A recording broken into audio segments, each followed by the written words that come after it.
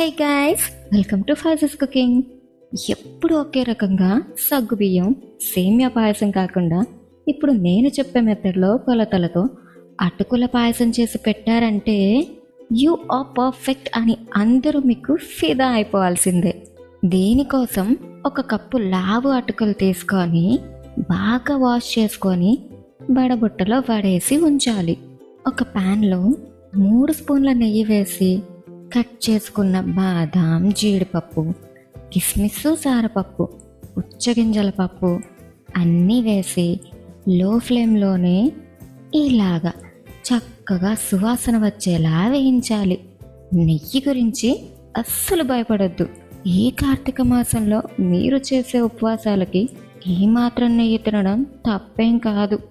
ఇలా చక్కగా వేగి మంచి సువాసన వస్తుంది. అప్పుడు ఇవన్నీ తీసి వేరే గిన్నెలో వేసుకోండి. ఇప్పుడు ఇందులో 2 స్పూన్ల పచ్చి కొబ్బరి తురుము వేసి ఇది కూడా చక్కటి సువాసన వచ్చే వరకు వేయించి తీసి పక్కన పెట్టుకోవాలి. ఇప్పుడు అదే ప్యాన్లో 3 కప్పుల కాచిన పాలు మీగడతో సహా పోయండి. మీగడ పాలతో చేస్తేనే దీని టేస్ట్ ఎన్హాన్స్ అవుతుంది.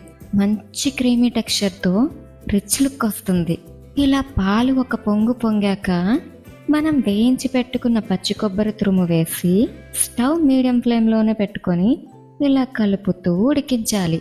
ఓ 2 నిమిషాల తర్వాత 1/4 కప్పు బెల్లం, మిగిలిన వంతు పంచదార ఇలా మరుగుతున్న పాలలో వేసి కలుపుకుంటూ ఉడికించాలి. బెల్లం, పంచదార కరిగి కాస్త పాకం వచ్చి పాలు, బెల్లం, పంచదార కలిసి ఇలా అంచులకి అంటుకుంటూ ఉంటుంది. అప్పుడు ఇందులో 3 యాలకులు, చిటికెడంటే చిటికెడే పచ్చకర్పూరం 2 బాగా మెత్తగా దంచి ఇందులో వేయాలి. పచ్చకర్పూరం చిటికెడంటే చిటికెడే వేయాలి, లేదంటే చేదు వచ్చేస్తుంది, జాగ్రత్త. ఈ గోల మాకేలా, పచ్చకర్పూరం స్కిప్ చేసేస్తే పోలా అనుకుంటే ఆ గుమగుమల గుమ్మాళింపుతో వచ్చే క్రేవింగ్స్ని మీరు మిస్ అయిపోతారు.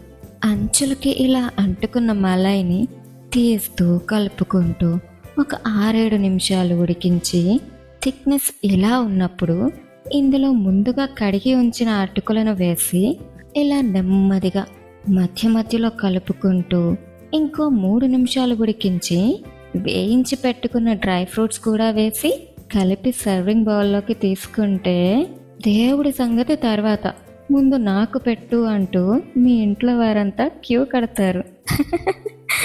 ఇలాంటి టేస్టీ అండ్ ఫ్లేవర్ఫుల్ రెసిపీస్ కోసం సబ్స్క్రైబ్ చేసుకోండి ఫైజెస్ కుకింగ్.